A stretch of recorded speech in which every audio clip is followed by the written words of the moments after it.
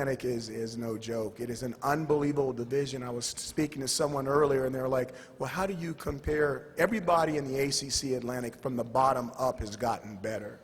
And then when you play, I can't stand when I pop my P's. It really teased me off, so I apologize for that.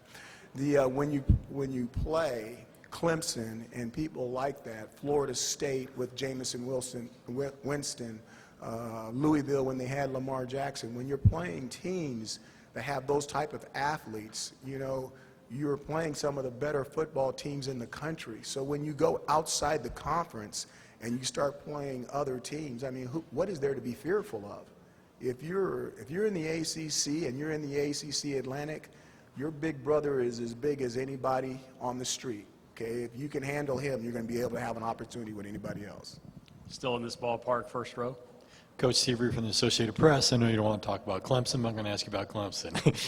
You guys have been able to compete with them, unlike most teams in the country. I mean, I think they're 34-2 in the ACC over the last 36 games, and they've won by an average of 20 points.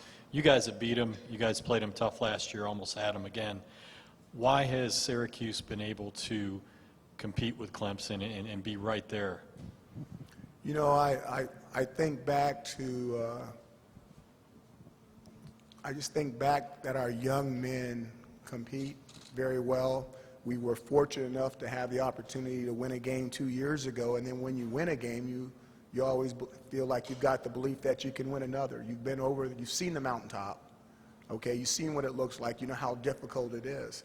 So I think that gives us a little bit of an edge that we know we can, but that doesn't mean you will. I mean, the last time that those young men at Clemson lost, the year was 2017. And it's 2019 now. They're very good at what they do, and they have fantastic personnel, and they're always getting better.